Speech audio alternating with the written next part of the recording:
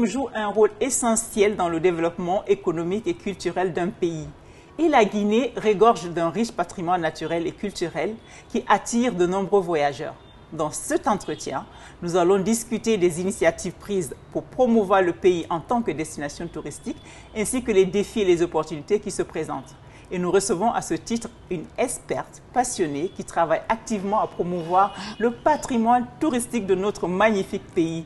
Je cite Kadé Camara, la directrice générale de l'Office national du tourisme. Bonjour Kadé. Bonjour Khadija. Avant d'aller droit au but, Kadé en une phrase, définissez-vous. Tout d'abord, merci de m'avoir sur le plateau.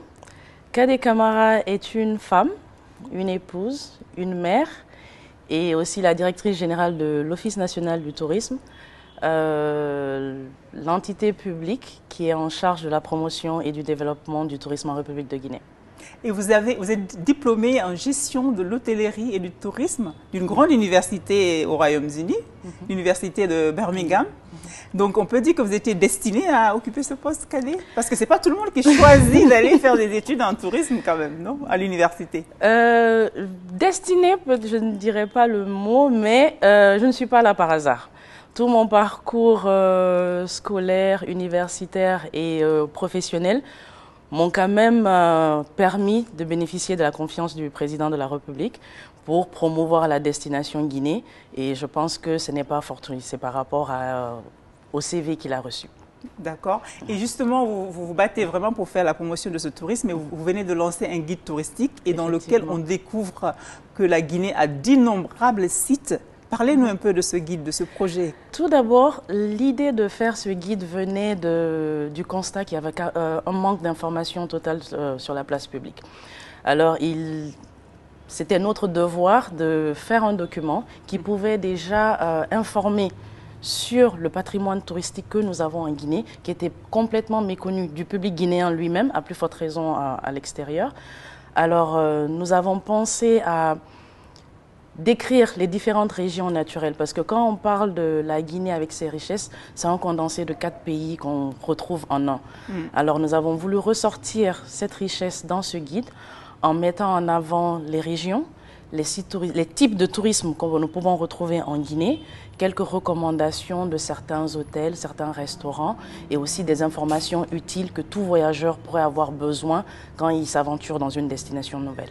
Destination, c'est vrai qu'on a beaucoup de choses qu'on a envie de voir, mais entre voir et aller, c'est deux choses différentes. Quelles sont les initiatives que vous êtes en train de prendre justement pour que ces infrastructures soient accessibles à ceux qui voudront visiter ces sites?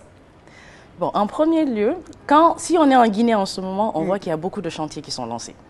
Ça, c'est pour l'accessibilité, pas seulement des sites touristiques, mais nous en profitons aussi parce que ces accès nous permettront de pouvoir visiter ces sites. On parle des routes qui sont en train des routes déjà. Ouais. Ça, c'est en premier temps. Les infrastructures touristiques elles-mêmes, nous sommes en train de travailler, nous avons déjà même finalisé un catalogue de projets qui met en avant ces projets phares qui pourront nous permettre quand même d'avoir un minimum de produits prêts, parce que là, jusque-là, on parle de potentiel. Maintenant, le produit prêt, il faut y travailler. Les routes font partie, l'infrastructure touristique elle-même, et d'ici quelques semaines, vous allez voir que nous allons organiser une table ronde d'investissement dans le secteur touristique pour mettre en avant ces projets, pour permettre déjà à ceux qui ont les moyens localement d'investir dans le secteur, pour nous permettre de développer, et aussi à l'international. Nous avons quand même recensé une trentaine de projets et par la grâce de Dieu, si nous arrivons à les réaliser, je pense que la Guinée pourrait être classifiée parmi les destinations touristiques prisées de l'Afrique. Mais comment ça se fait la collaboration avec ceux qui sont déjà là? Je sais que vous venez de dire que vous êtes en train de chercher des investisseurs, mais ceux qui sont dans tout le domaine de l'hôtellerie, les sites touristiques, comment se fait la collaboration? Est-ce qu'ils sont aptes à collaborer avec vous? Ils sont aptes à collaborer. C'est juste que pour une grande partie du temps, ils ont dû naviguer à vue et ils n'avaient pas vraiment de soutien. Ce que nous, on veut faire, parce que nous, on a compris quand même que le secteur touristique, c'est plus développé par le secteur privé. On veut vraiment, là, on est en train de recenser tous les problèmes qu'ils peuvent avoir, tous les défis qu'ils ont, pour pouvoir diminuer ces... Bon, on ne peut pas les éliminer, pour pouvoir diminuer ces défis afin de leur permettre et de les encourager à vraiment investir dans ce secteur. C'est comme ça seulement qu'on s'en sortira. L'État ne pourra pas, dans aucun pays du monde, l'État finance à 100% le secteur touristique. Mais déjà, l'État fait sa part en faisant les routes, qui peuvent permettre d'accéder à ces sites. Les infrastructures, leur faciliter l'accès, que ce soit en électricité, en connexion. Ce sont ces défis que nous sommes en train de relever et remonter aux différents départements pour permettre à notre secteur privé d'évoluer de bonne main. Mais vous avez aussi un rôle régulateur. J'ai envie de dire comment ça se passe. Quand je parlais de collaboration, j'avais plus envie de mettre le point sur ça. Est-ce qu'aujourd'hui, vous arrivez à mettre les gens dans les normes, on va dire plus ou moins internationales dans ce secteur? Parce qu'il y a beaucoup d'infrastructures ici. Je n'ai pas cité des noms des hôtels qui vont se dire 5 étoiles, qui en fait ne le sont pas. Ou le service clientèle en Guinée, on sait que ça, c'est pas tellement ça. Comment vous en sortez dans ce domaine? Bon, vous n'êtes pas sans savoir que changer l'habitude humaine est un peu difficile et ça prend un peu plus de temps.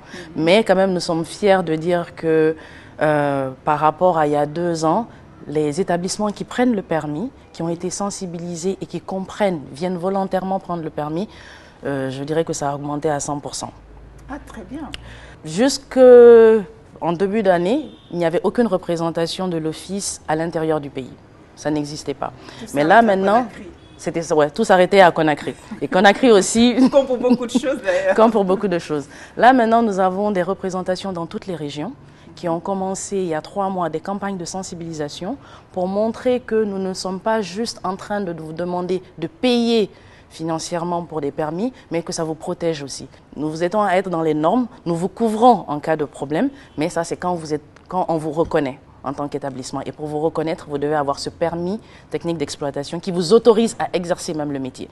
Quiconque n'a pas de permis, vous n'êtes pas autorisé à exercer les métiers. Mais l'idée de dire aider à être dans les normes, c'est intéressant parce que souvent les gens fuient les autorités parce qu'ils pensent qu'aller se régulariser, ça crée plus de problèmes qu'autre chose. Donc, à un moment donné, c'est bon aussi de rassurer. On essaye de sensibiliser. Pour le moment, on est beaucoup plus dans la sensibilisation. C'est quand même nouveau pour eux. On leur demande de prendre les permis et quand vous voulez vous déclarer, par exemple, un 3 étoiles, on vous donne quand même les normes pour atteindre ce 3 étoiles. Il y a certains, on vous met en garde. Si vous voulez garder ça, vous devez quand même respecter ces normes d'ici 2-3 mois. Maintenant, à vous de vous mettre dans les normes ou bien... Mais on est quand même beaucoup plus dans la sensibilisation. C'est vrai que on se dit qu'on se donne encore cette année et l'année prochaine, on sera un peu moins clément. Alors, Kandé, dites-nous, vous avez dit qu'il y a une trentaine de projets en vue, mais 2 ou 3 projets phares parmi tout ce que vous êtes en train d'en passer. D'accord. Est-ce qu'on peut vendre la peau de loup? Bon, on va voir ceux qui sont déjà... de connaissances publiques. Nous sommes en train de travailler sur un projet d'aménagement de 5 plages de Conakry. Là, bon, c'est maintenant classé comme projet présidentiel, c'est pour cela que je me permets de le dire. Et on a quand même le support de la primature et de la présidence pour faire avancer ce projet. Parce que déjà, c'est bien beau de parler de développer des sites à des kilomètres de la capitale, mais nous voulons commencer quand même déjà ici et voir ça comme projet pilote afin de pouvoir aménager certains sites. Et deuxième projet phare sur lequel nous sommes en train de travailler, comme je le disais tantôt, c'est l'organisation de la table ronde des investissements. C'est très important pour nous parce que ça pourra déclencher quand même un processus et comme pour le guide, il n'y a pas d'informations sur le secteur. Le guide, c'était les informations pour le touriste. Là, nous allons mettre à plat les informations pour l'investisseur et voir qu'il y a beaucoup d'avantages qui sont méconnus, mais investir dans le tourisme c'est pas une charge. Ça peut être très bénéfique. Et vous êtes en train de travailler sur le Roi du Mari aussi? Si tout va bien, nous comptons lancer la saison touristique là-bas cette année. Comme chaque année, nous avons maintenant institutionnalisé le lancement de la saison touristique en octobre chaque année. Et cette année, si tout se passe bien, nous voulons le lancer sur le voile de la Mariée. Le voile de la Mariée. Aujourd'hui, le plus gros défi auquel Madame la directrice générale fait face, c'est quoi? C'est quoi vraiment? Bon, je pense que on va résumer tous les défis en un. Le défi lui-même, c'est vraiment de faire de la destination Guinée destination touristique par excellence. Et pour ça, il y a quand même tous les aspects. C'est vraiment un secteur nouveau. C'est vraiment un secteur nouveau en Guinée. Alors le défi, c'est déjà sensibiliser et donner l'information sur le tourisme. Localement déjà. Aux gens de venir en Guinée. Mais par contre, vous n'êtes pas forcément avantagé sur ça parce que tourisme, c'est vrai, c'est quelque chose qu'on a envie de voir, mais on lit tout au pays. Si par exemple, les gens n'ont pas envie de venir en Guinée parce qu'il n'y a pas une bonne communication sur le pays lui-même, vous avez beau vendre vos sites, on ne viendra pas. Donc vous avez ce challenge aussi de... Bon, ça c'est pas vraiment le challenge à nous, notre niveau en ce moment. Comme je dis, on est une nouvelle destination. Notre première cible, c'est le Guinéen, qui est déjà là. C'est déjà l'informer sur ce qu'il peut trouver sur place. Ouais. Alors nous, on se concentre déjà sur le tourisme local. Ah, très bien. Mais justement, parlant de ce tourisme local, c'est intéressant. Est-ce qu'au niveau des communautés qui vivent autour de ces sites-là, vous êtes en train de faire quelque chose pour qu'ils bénéficient aussi de ces sites? Pour qu'un tourisme soit rentable, il faut que les communautés soient impliquées. Et ça, à la base.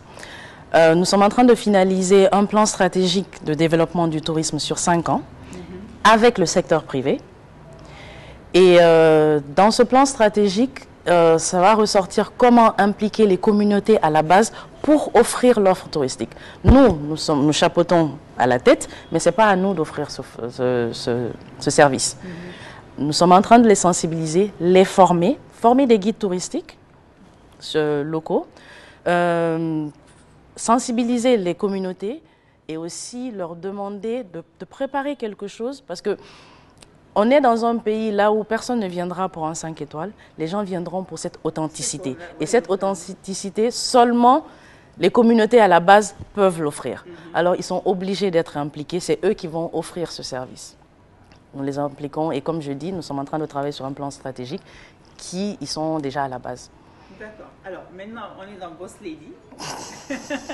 Même si on parle de tourisme, mais Kadé est une boss qui dirige un personnel ou des collaborateurs. Quel boss êtes-vous? Oh, bon, ça c'est un peu difficile à répondre. Bon, je suis une boss qui exige des résultats. Tant qu'il y a des résultats, ce sont des collaborateurs. Maintenant, quand il n'y a pas de résultats, je suis votre patron. Vous êtes la patronne, la vraie boss. Alors, ça dépend. Vous allez me voir réagir différemment en fonction des différentes capacités, mais c'est surtout ça. Tant que j'ai des résultats, nous sommes des très bons collaborateurs, mais quand il n'y a pas de résultats, je deviens la patronne qui tape dessus. Quelle personne vous inspire? Homme ou femme? Bon, je n'irai pas loin, ma mère. Ça me surprend pas dans cette émission. Je n'irai pas loin. Il y a beaucoup de femmes que j'admire, mais pour moi, la femme modèle, c'est déjà celle qui m'a mise au monde. Je la prends pour modèle dans tout ce que je fais déjà. Et quelle est votre vision du monde? Là, c'est... Vision de la Guinée ou vision du monde? Ça peut être la Guinée, c'est votre monde prioritaire. Je ne veux pas mettre le monde sur ma tête. Je vais déjà penser à la Guinée. Bon, pour moi, la Guinée... avec tout ce qu'on a, je veux vraiment que le Guinéen lui-même soit conscient. On en parle, mais on n'est pas conscient de ce qu'on a. Si on est conscient de vraiment ce qu'on a, je pense qu'on sera vraiment unis. On pourra vraiment développer ce qu'on a. Et ça, ce n'est pas seulement sur le plan touristique, c'est sur tous les plans. J'espère que le Guinéen se rendra compte du potentiel qu'il a afin de pouvoir construire un pays ensemble. Merci Kadé. Il nous reste 1 minute. Vous allez regarder la caméra ici et dire à ceux qui nous regardent et ceux qui sont en dehors de la Guinée pourquoi ils peuvent venir en Guinée pour avoir une aventure extraordinaire. En tourisme. D'accord. Comme je le disais tantôt, la Guinée, c'est vraiment un condensé de l'Afrique. Vous pourrez trouver tout type de tourisme que trouver dans d'autres pays. Les autres pays nous envient parce qu'ils se demandent comment un pays a été aussi gratifié par Dieu. Et j'invite toute personne à la recherche d'expériences authentiques hors des sentiers battus à venir visiter la Guinée, et vous ne serez pas déçus. Merci. Vous l'avez entendu, la Guinée est un pays extraordinaire où tout se retrouve, 4 pays en un. Et vous pouvez avoir plein de découvertes avec ce guide touristique. Juste avant de partir, Kadé, comment on fait pour avoir ce guide?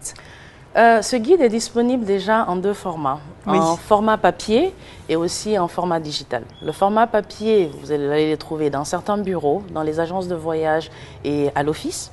Par contre, le format digital, vous les trouvez sur tous les réseaux, sur nos comptes Office national du tourisme Guinée, sur le site web tourisme.gov.gn et aussi sur toutes les plateformes digitales. Nous faisons en sorte que ça soit sur tous les sites du gouvernement, que ce soit sur les sites des ambassades guinéennes à l'étranger, que des ambassades étrangères en Guinée. Alors la version digitale, et aussi il y a un code QR que nous posons dans certains bureaux que vous scannez et vous aurez le PDF. Alors vous avez compris, hein, quand vous planifiez vos voyages, vos vacances, allez-y d'abord faire un tour en Guinée avant de penser aux autres pays parce qu'on a tout ce qu'il faut pour passer d'excellents moments. Et vous aurez plein de surprises. En tout cas, moi, j'ai regardé brièvement le guide. J'ai compris que je ne connaissais pas du tout la Guinée et qu'il est temps de prendre mon sac à dos et aller à la découverte de mon pays. Je vous retrouve très vite pour une autre émission de Boss Lady et merci d'avoir été avec nous.